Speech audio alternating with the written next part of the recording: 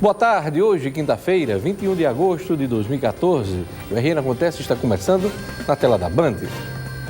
Ladrões explodem caixa eletrônica em fábrica de Extremóis. Moradores de Capim Macio estão revoltados com a demora na entrega das obras de drenagem e pavimentação. A professora Ana Célia, candidata ao Senado pelo PSTU, é entrevistada desta quinta-feira. Agora, no RN Acontece.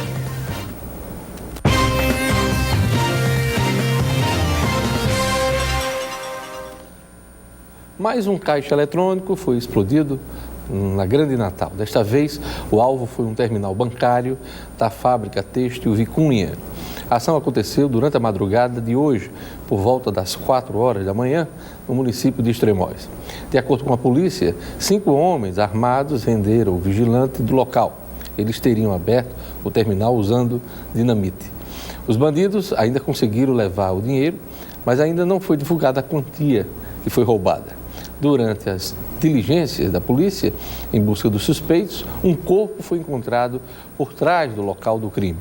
A Polícia Militar está isolando a área e aguarda a chegada do ITEP para realizar a perícia no local e fazer a remoção do corpo. Um homem identificado como Jeremias da Silva foi preso na manhã de hoje após tentar assaltar um ônibus na comunidade de Brasília Teimosa, na zona leste de Natal. O transporte coletivo, alvo da ação, faz parte da linha 59. De acordo com a polícia, durante a ação, o rapaz teria simulado estar com uma arma. No entanto, ele foi rendido pelo motorista quando estava tentando levar o dinheiro que estava no veículo. Cerca de 10 pessoas que estavam no ônibus ajudaram o motorista a segurar o jovem. Ele entrou no ônibus pela porta de trás e teria anunciado o assalto, simulando estar com um revólver por debaixo da camisa. Segundo a polícia, o motorista percebeu que o rapaz não estava armado e foi para cima dele para rendê-lo. Alguns passageiros, como eu já falei, ajudaram na contenção do jovem. O jovem foi encaminhado para o Centro de Detenção Provisória do Conjunto Pirangi, na zona sul da cidade. Moradores de Capim Macio estão revoltados com a demora na entrega das obras de drenagem e pavimentação das vias. Veja na reportagem. As obras no bairro foram retomadas há um ano, depois de ficarem 4 anos paralisadas. Os moradores de Capim Macio esperam desde 2007 a conclusão dos serviços de pavimentação e drenagem do bairro. Teve toda uma discussão para poder ser dado o reinício da obra, né? Adequações financeiras, adequações técnicas, e com isso a gente pôde retomar no final do ano passado e estamos terminando agora essa obra. 11 ruas do bairro de Capim Macio ainda estão em obras. Na rua Ismael Pereira da Silva, ainda faltam ser concluídos 30% do serviço. Por causa da obra, a via está interditada. A promessa agora é que tudo fique pronto em setembro deste ano. Eu acredito que até o final de setembro a gente entregue todas as ruas pavimentadas e drenadas. Vamos aos destaques dos jornais locais nesta quinta-feira, 21 de agosto de 2014. A Tribuna do Norte diz aqui: durou pouco. Após uma curta trégua de 24 horas, os bandidos voltaram a atuar com violência contra motoristas e passageiros de ônibus na capital. No intervalo de 10 horas, ocorreram pelo menos 3 assaltos, 2 em Natal, Parque dos Coqueiros e Bom Pastor, e um em Goianinha, na BR-101, é o que conta a Tribuna do Norte. O Novo Jornal diz aqui na sua manchete principal: Eduardo, Marina e Luciana pintam na eleição local. Eduardo Campos, Marina Silva e Luciana Genro pediram votos para políticos do Rio Grande do Norte no primeiro dia da propaganda dos candidatos ao governo e ao Senado. A gente vai para um rápido intervalo e daqui a pouquinho a gente terá a rodada de entrevista com os candidatos ao Senado. Desta vez a candidata que será entrevistada é a professora Ana Célia, do PSTU. Eu volto em instantes, o RN Acontece.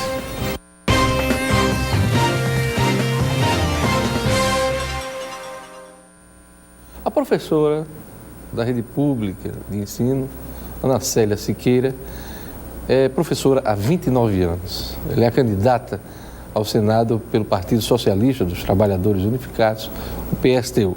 Graduada em Pedagogia pela Universidade Federal do Rio Grande do Norte, Ana Célia tem uma trajetória de lutas pela educação no estado do Rio Grande do Norte. Ela é minha convidada hoje. Boa tarde, candidata. Boa tarde, Diógenes. É um prazer estar conversando com você novamente, né? Essa é a nossa segunda conversa, dessa vez é pela TV Bandeirantes de Comunicação, e nós aproveitamos para dar uma boa tarde ao telespectador. Você vai ter os 20 minutos que estão sendo reservados a todos os candidatos para responder as principais questões desta campanha. Vamos marcar o tempo a partir de agora. Nacélia, como é que você acha que sua candidatura ao Senado se insere no contexto da política tradicional do Rio Grande do Norte? Diógenes, a nossa candidatura, ela tem como marca, isso tem sido dito em todas as nossas atividades, nós fazemos questão de dizer que é uma candidatura diferente pelo aspecto do que a minha pessoa representa, né? Como militante de um partido socialista e como pessoa que sou. Basta ver as candidaturas aí postas. Então, eu sou mulher, como tem outras candidaturas de mulheres também, só que com um diferencial. Eu sou mulher negra, com muito orgulho, declarada militante do movimento negro também, do qual no nosso partido nós temos uma secretaria. Sou trabalhadora em educação do chão da escola, então eu vivo os dramas da educação até hoje. Gosto muito de registrar que nesses mais de 20 anos de militância política na educação, eu nunca me afastei de sala de aula para exercer o mandato sindical, portanto estou em bastante sintonia com as mudanças que vêm acontecendo. Caso eleita senadora, já vai ser diferente do que você Tenho uma visão bem próxima. E tem também o fato de que, por representar as mulheres, não apenas como um nome ou como um slogan de campanha, mas por entender o drama das mulheres, por entender o drama dos negros, de quem sofre na pele o racismo, porque é evidente que como pessoa, como mulher negra, eu sei o que é isso. E aí a gente pretende transformar isso em bandeiras, transformar isso em políticas que de fato resolvam e não apenas figurem como estatísticas ou como propaganda de alguns candidatos ou de alguns governos. Pegando como gancho que você disse agora, você sente orgulho de ser a representante negra nessa disputa pelo Senado. Qual é a sua opinião sobre a política de cotas? Nós somos favoráveis à política de cotas.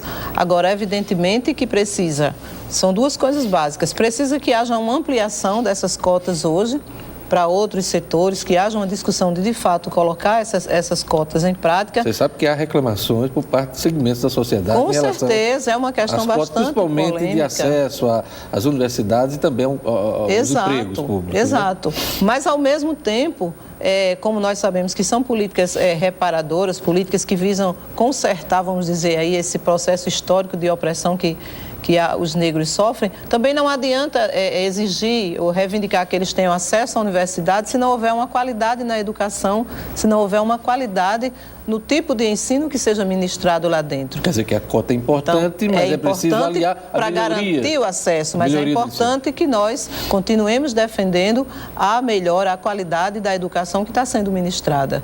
Porque nessa política hoje, que o governo federal tem dito de garantir o acesso para muita gente, para pessoas de baixa renda, que muita gente está se formando, etc., é preciso discutir que tipo de ensino está sendo dado. E nós sabemos que há um processo de sucateamento da educação.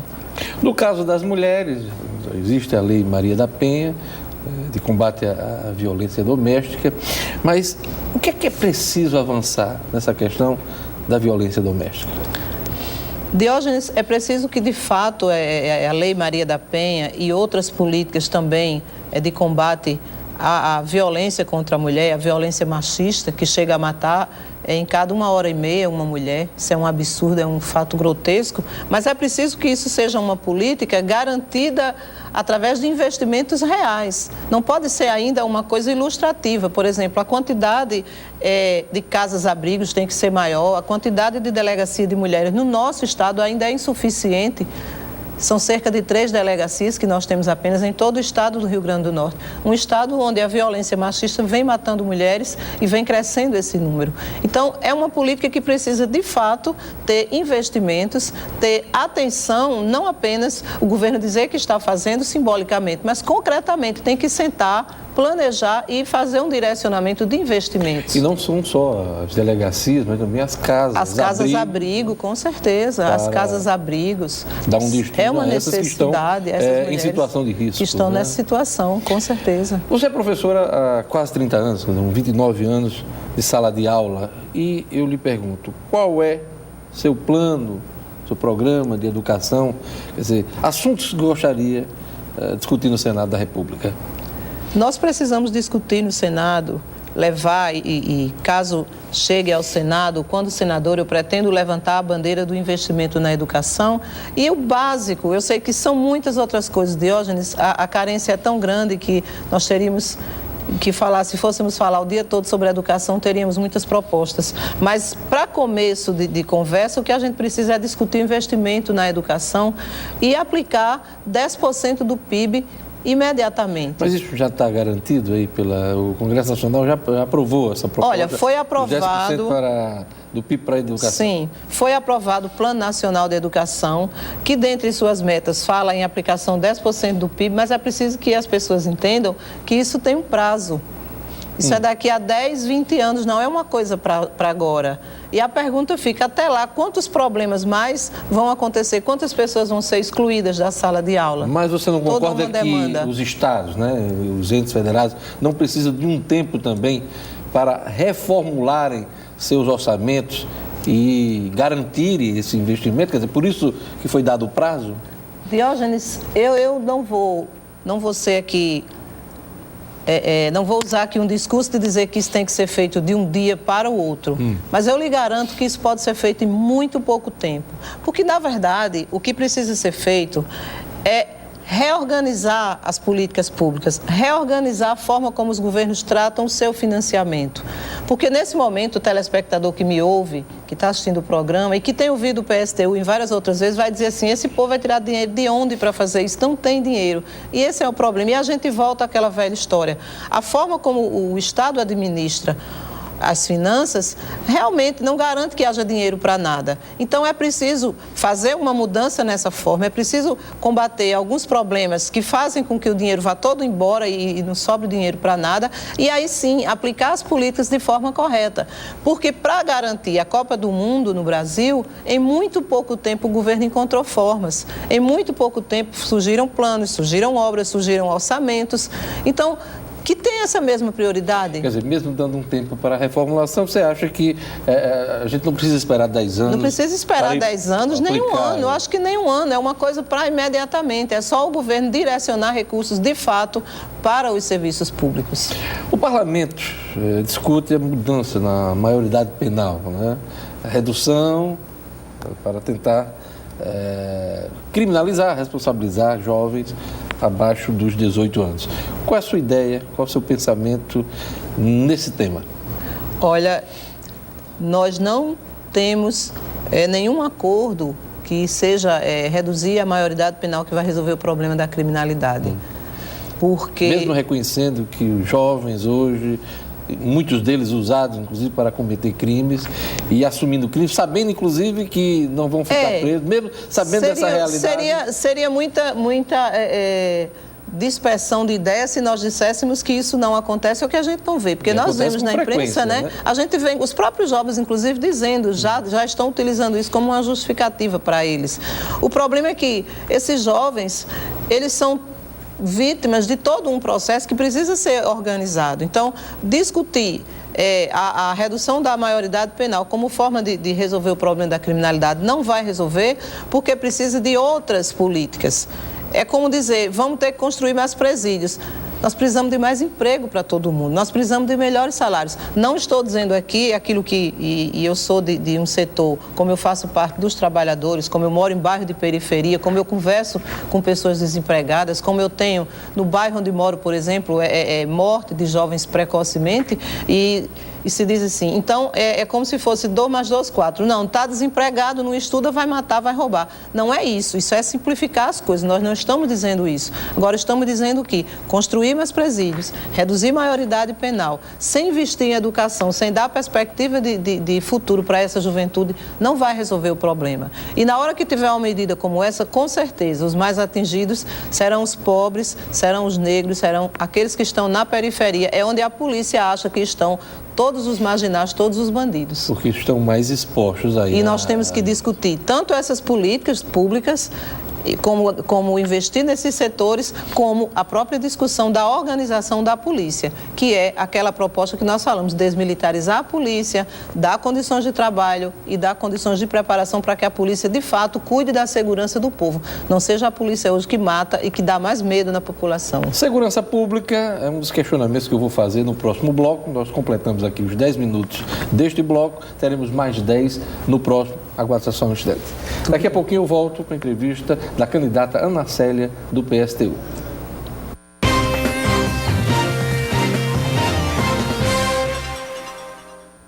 Estamos de volta com a entrevista da candidata ao Senado pelo PSTU, Ana Célia, professora Ana Célia.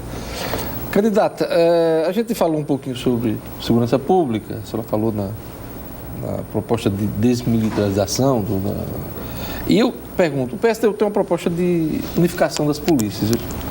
Qual é a sua opinião a respeito? Olha, nós achamos essa uma necessidade, assim, urgente, né? Inclusive já aconteceram pesquisas onde os próprios policiais já opinaram sobre isso. Me parece que cerca de 70% é favorável a isso, né? Porque a gente observa que essa divisão que existe hoje dentro das polícias, ela não favorece, nem favorece com relação ao trabalho que é prestado, nem favorece com relação à organização dos próprios policiais. Então, nós defendemos uma polícia que seja civil, que os policiais tenham um plano de carreira, que eles possam reivindicar melhorias para a sua categoria, que eles possam se organizar e reivindicar sem esse peso da militarização que existe, que haja uma preparação para eles, direcionando mais para um tratamento mais social, mais humano, não esse humanizar que os capitalistas falam, que é muito falado por aí mas, de fato, que eles tenham esse acompanhamento, que eles possam prestar um serviço em outras condições. Então, nós achamos que isso é uma necessidade que precisa ser discutida. É bom ressaltar que os papéis são bem distintos, né? A Polícia Militar tem papel do policiamento ostensivo, de repressão, de investigar, e a de civil de investigar. Dá para misturar as coisas? Será que, do ponto de vista da eficácia, a unificação das polícias, ela vai surtir efeito? Se houver um planejamento e se houver condições de trabalho, eu acredito que sim. Porque o problema não está simplesmente que são distintos, porque também não tem eficiência agora. Nós vemos a Polícia Civil com um acúmulo grande de reivindicações que não são atendidas, inclusive condições de trabalho. Candidata, o PSTU, já em diversas entrevistas, inclusive comigo, já deixou claro que é contra a participação ou a forma violenta de alguns grupos radicais nos protestos. Mas o PSTU, ao mesmo tempo, não apresenta alguma proposta de controle desses atos violentos, né? Nem do ponto de vista da orientação. Como é que a senhora encara a participação de black blocs, de vândalos que depredam nos protestos, inclusive prejudicando aquele cidadão e aquelas pessoas que vão protestar de forma pacífica? Então, Diógenes, nós afirmamos que somos contra a ação dos black blocs porque são ações isoladas, são ações simplesmente sem nenhum acordo com ninguém, vamos dizer assim, sem nenhum planejamento e simplesmente chegam lá, fazem e acabam fazendo isso que você disse aí, atraindo para a manifestação. Mas não são tão isoladas e são recorrentes, candidata. Mas nós localizamos que o que houve do ano passado para cá, inclusive um momento riquíssimo na vida política do país, todo mundo sabe disso. Sem dúvida. Né? O que houve a partir da ação desses grupos foi um direcionamento da repressão, usando isso como justificativa. Quando nós sabemos, em muitos estados, talvez aqui não tenha acontecido, mas em muitos estados aconteceu inclusive infiltração de setores. Infiltrações, inclusive, comprovada com imagens de setores que estiveram lá e que direcionaram e que contribuíram de alguma forma para que depois acontecesse exatamente essa desvirtuação do que seria a atividade. E aí a polícia, e aí a repressão garantida do governo, ela estava lá para atuar violentamente e reprimir todo mundo. E depois, se você observar, o que foi que ficou, assim, durante algum tempo, criou-se até o verbo vandalizar. Toda manifestação passou a ser chamada de vandalismo. Sim, mas houve ocorreram atos de vandalismo. Ocorreram atos, mas é preciso que se diga que nem todo ato é vandalismo, que nem toda ação é uma ação de vândalos. Por quê? É como eu estou dizendo, a partir do momento que houve essa ação ou essas ações, nós não negamos que elas aconteceram, mas nós nós estamos dizendo que a partir do momento que elas aconteceram, alguns setores utilizaram isso como justificativa. Aliás, tem gente que usa até hoje essa expressão. E é preciso que diga o seguinte, não adianta pedir para o povo ser pacífico, para o povo ser civilizado, quando a gente está vivendo numa sociedade que está sendo morta na porta dos hospitais, que está sendo morta vítima da segurança. Está aí, as pessoas saem de ônibus, mas isso não justifica nenhum tipo de violência, Sim, né? Não justifica, eu só estou dizendo que viver nessa sociedade hoje é uma violência, que o capitalismo é violento, que as pessoas que roubam o dinheiro público, que desviam, que fazem todo tipo de coisa e depois saem aí desfilando, não acontece nada com elas, é uma forma de violência também. Não é aquela história de que um erro justifica o outro, porém também não dá para olhar só para um lado.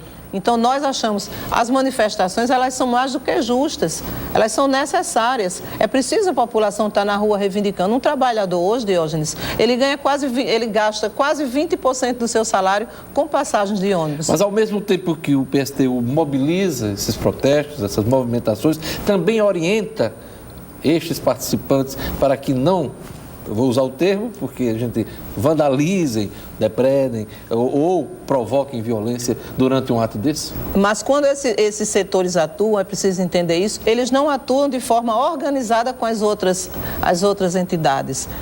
É como quando nós falamos ações isoladas, é por isso, eles surgem lá no local e resolvem fazer o que querem fazer, não são ações combinadas ou organizadas com ninguém.